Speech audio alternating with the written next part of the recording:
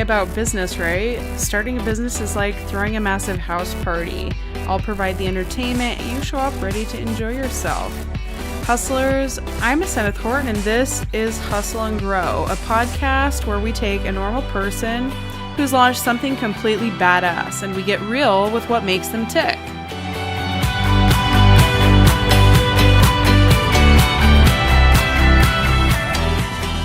The way a pot roast dip sandwich falls apart in my mouth makes me wish I could eat the spicy but sweet melt in my mouth sandwich every day. But I wasn't drawn to this little sandwich joint because of the great sandwich creations. This place serves a bit more hope with every mouthful. Buy a sandwich, give a sandwich. It's a common thing you hear about this place all the time, and the food is really that good. However, rave reviews aside, comes the philosophy behind this buy one, give one company.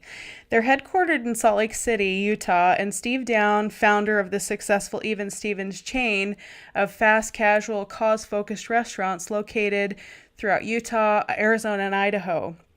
Down is also the founder of the Falls Event Center located at Trolley Square, which also has locations in Arizona, Minnesota, and Oregon. In addition, he's known as a cause capitalist. He owns several other companies, and they all have this common thread. They've got give back as part of the backbone of their business models. So welcome Steve Down, here to tell us a little bit more about the company, his role, and some of his philosophies.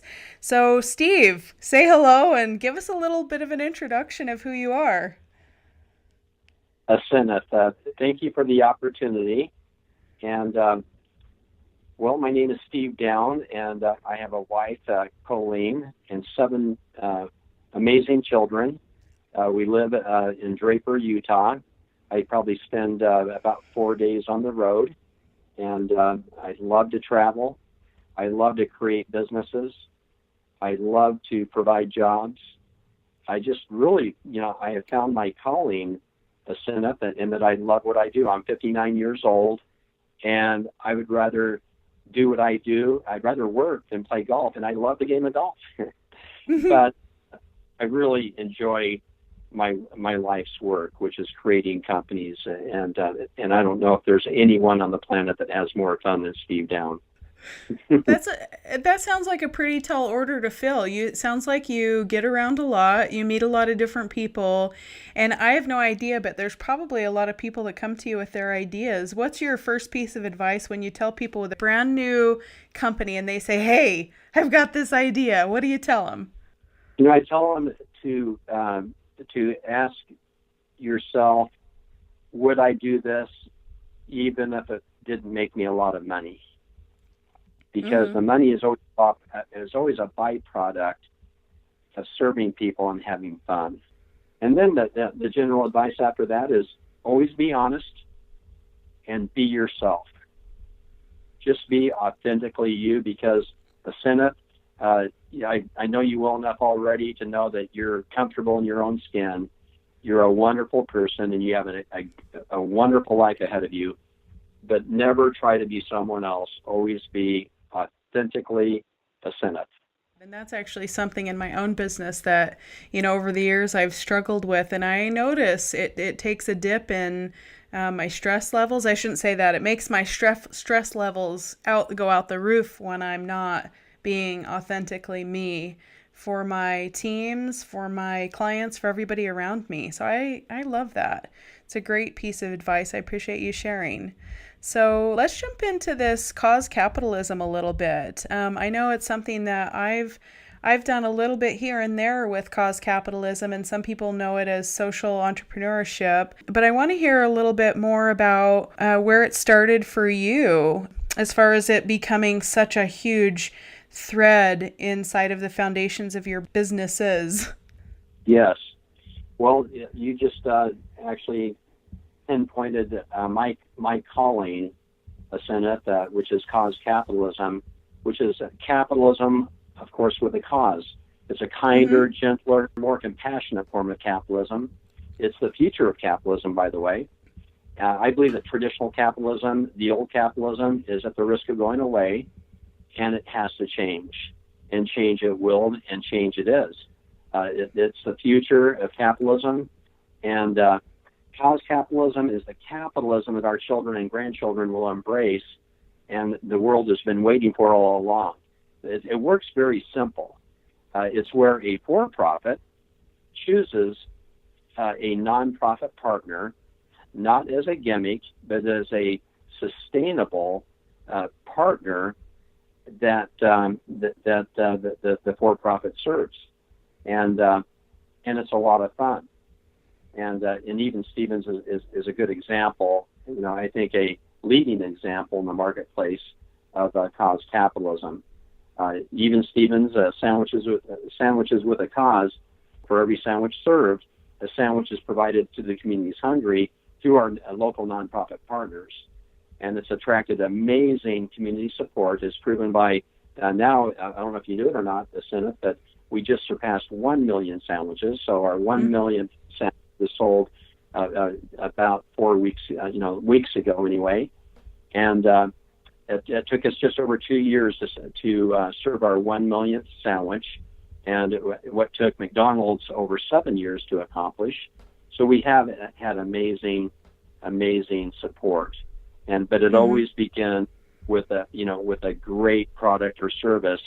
Otherwise, it could be perceived as a gimmick. And as you've already mentioned, thank you for saying that we have great sandwiches. They're craft sandwiches.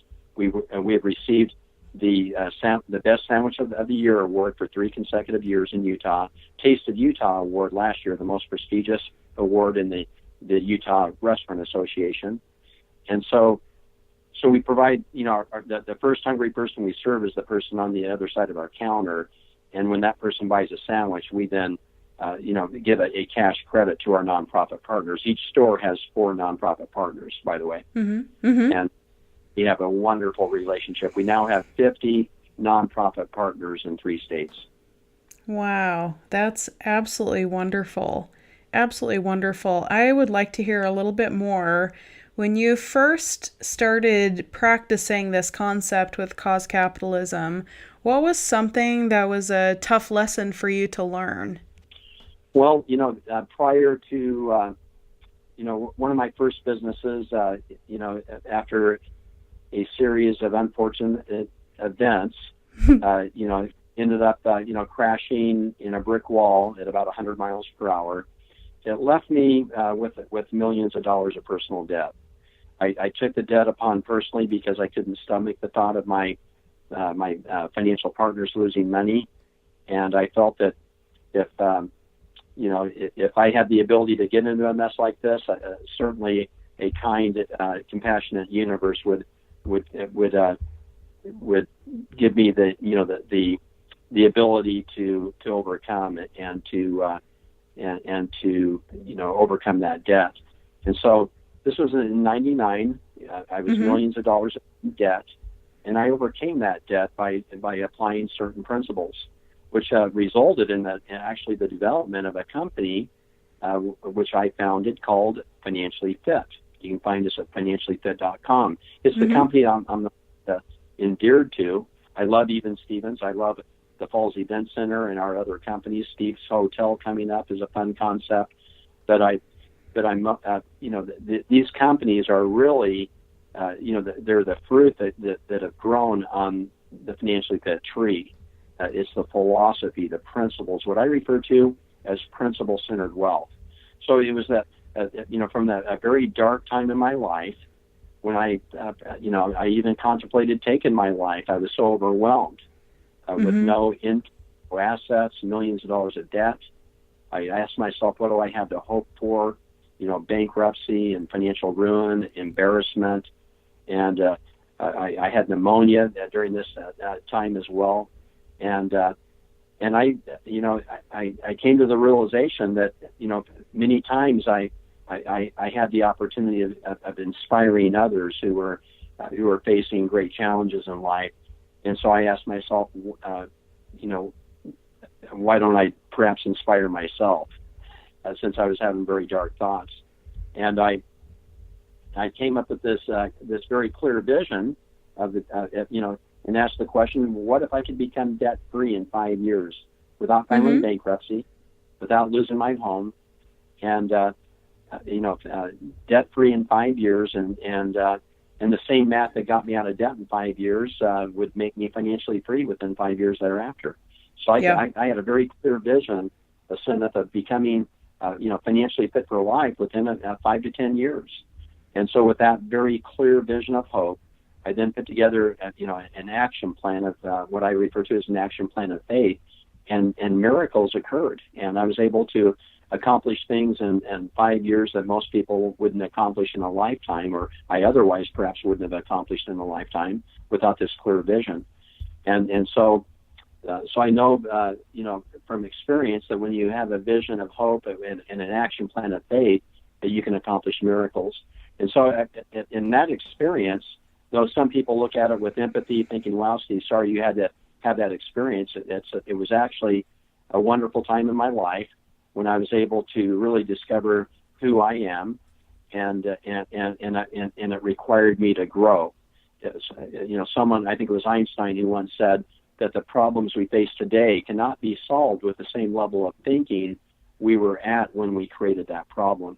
And so it requires us to grow to overcome those challenges and adversity.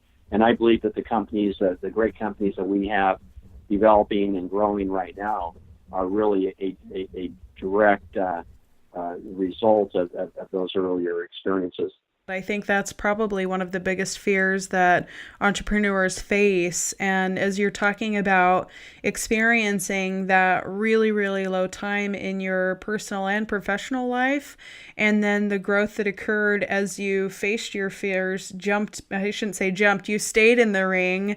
You stayed true to your own beliefs of, working through the problems you've worked through. And I'm sure that anybody in your life could say it with a lot of excitement. I'm so proud of you. Well, thank you, and it really is a story that inspires others. It's the reason why I'm willing to share it. My wife, Colleen, Phil, sometimes reminds me that it's our private, life, and it's a very personal story. But I realized years ago that if I truly want to inspire others, then I have to knock the bark off this old tree and expose myself. And it's not always easy. It's not necessarily fun. But I love inspiring hope in others, and I found that story has inspired other people, because we all face, if you haven't already, you will face tremendous challenges in the future, because it's called life. And life, I don't know if I've ever met anyone that's exempt. They may appear to be free from challenges throughout their life, but if you go beyond the surface, you'll find that everyone faces tremendous challenges at some time in their life. And I love inspiring others to know that there's always hope. There's always hope, and hold to your dreams. Yeah. Yeah. Thank you very much. So I'm going to jump into a little bit of more, I guess, some fun personal questions. One of them is really, when you go into Even Stevens yourself, what is your favorite go-to sandwich? Well, it depends on my mood, but if I'm really hungry for something hearty, that pot roast dip is a great sandwich, especially if you're one that likes cranberry on their turkey. You're going to like this sandwich because it has jalapeno jam, so there's a little bit sweet, but spice, and it's a delicious sandwich, as you probably know.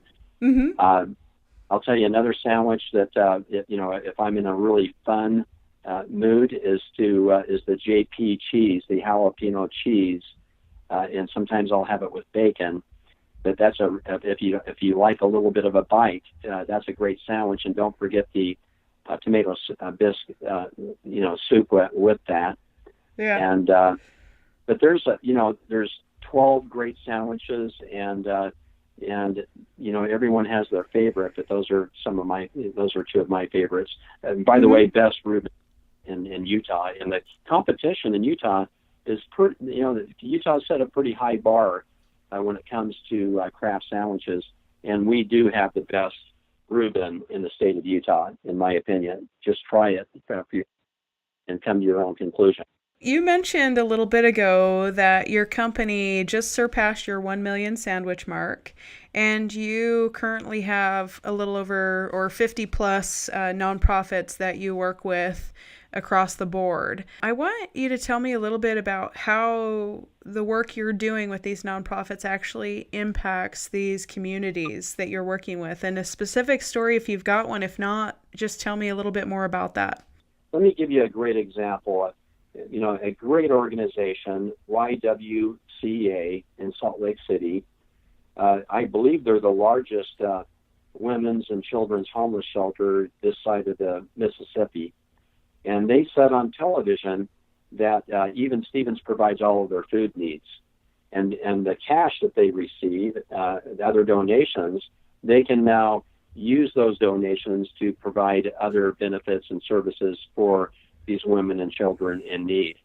And when I hear them say that Even Stevens provides all of their food, and they say it on television, that gives me a great warm feeling, knowing that we're having an impact with just one nonprofit partner. Each restaurant, though, has 4 nonprofit partners, and with 25 restaurants by the end of this year, we will have 100. 100 nonprofit partners. That puts a smile on my mother's face. I was the rambunctious one, and when she sees me out there in the marketplace, yes, providing for my family, but also doing some good, it makes her smile as it would for any mom. But we're very, from a big picture perspective, Asenath, my legacy is to demonstrate that cause capitalism is viable. I believe in 10 years, it'll be politically incorrect for a for-profit company to not have a nonprofit partner, a viable, sustainable partnership with a nonprofit organization. And I believe that if it goes beyond that, it could actually hurt their business because it will be expected. And the way I see it, Senate, it's our responsibility to provide for those in need anyway. It's not the government's responsibility. It's our responsibility. And by the way, we're by far more efficient. Because when we provide a cash credit for our nonprofit partner, they're able to order the food online, and our wholesaler in the Salt Lake area is Cisco. They deliver the food directly from the freezer of Cisco to the freezer of our nonprofit partner. As far as I know, there's no waste. And if there is any waste at all, there's very little waste. That's efficient. It's a very efficient give back, and we're demonstrating that a company like Even Stevens can be very viable and even not just survive but thrive in that business model. I can't explain it exactly, Senate, but there's a verse found in the most widely published book in the world that goes like this: "Give and you shall receive." And we're simply applying that. We're practicing that principle in business, and I'm here to tell you that it works. We have really benefited from these relationships. It's so fun to create great, sustainable businesses based on the cause capitalism philosophy, where the for-profit chooses a nonprofit partner. For people who are out there looking to create or to pull on a nonprofit partner, is there kind of a rule of thumb that you've discovered along the way? Well, build it into your business plan. Each business is different. For us, it's a give one. Eat to give. When you buy a sandwich, we provide a sandwich of equal nutritional value. You can't do that with a car. You can't sell a car and give a car. And so, you just have to be a little bit creative. If anyone would like some free consulting, I think I'm pretty good at it. I'm approaching, I think, 10 businesses now that have a very viable, exciting give back. But I think this is good advice when I say this, that it's most ideal when the nonprofit partner provides goods or services to those in need that also inspires the for-profits team members and their customers. In other words, it's got to be fun. Mm-hmm. Have fun. Tom's Shoes, for every pair of shoes they sold, they provide a pair of shoes to those in need around the world. What makes us different is we like focusing on local needs. So in the event that we're providing them, providing sandwiches around the world, it's because there will be a local restaurant there, and that's our business model. And so do something that you can be passionate about and have a lot of fun with. Because life's too short not to have fun. A friend of mine tells me that fun is not overrated, and she's right. Fun is not overrated. So along with those kind of fun quotes or mantras, what is one of your favorite go-tos for, besides the fun is overrated, is there one that's kind of close to your heart that's helped you keep your faith and move forward powerfully in your own two shoes? The one that I repeat most is perhaps my favorite. It's from the old German philosopher who died many years ago by the name of Goethe, who once said, "Dream no small dreams, for small dreams have no power to move the hearts of men." And, life is short, and we're human beings. We're conscious. There's no value in thinking small. With one life to live, I like challenging people, and I love challenging myself to think bigger, to become bigger, better, faster.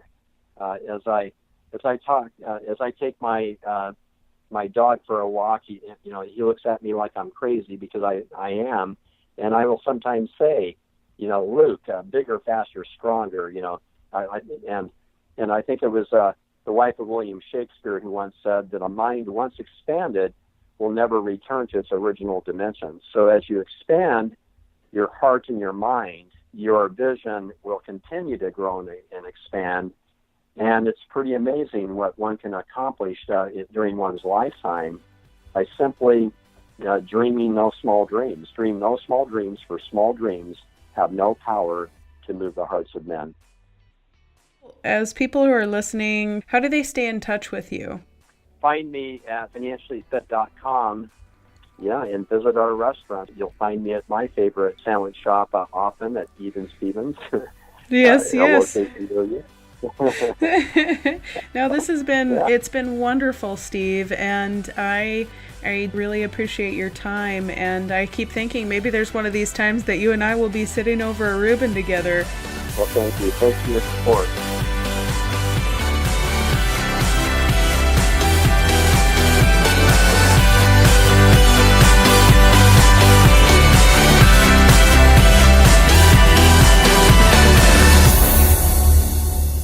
This podcast was recorded by me, Aseneth Horton, your host of Hustle and Grow. I'm a serial entrepreneur and expert publicist. I've launched 11 different businesses of my own, including a magazine publishing company, both clothing and jewelry lines, and even a roofing company. I've also helped hundreds of businesses from startup tech to multi-million-dollar enterprises run successful marketing and PR campaigns. On top of all of that, I have a confession to make. I sleep, dream, and eat business and never tire of thinking about the possibilities or watching these possibilities come to life when someone or some team is excellent at launching. You know what they say about business, right? Starting a business is like launching a rocket ship. You need all the support and ideas you can get. If you'd like to know more about me or our guests or the podcast in general, or if you'd like to become a supporter, please go to citylaunchpr.com/podcasts. Music on this podcast is by Everything We're Not, and the production is by Aseneth Horton and Company. Ciao!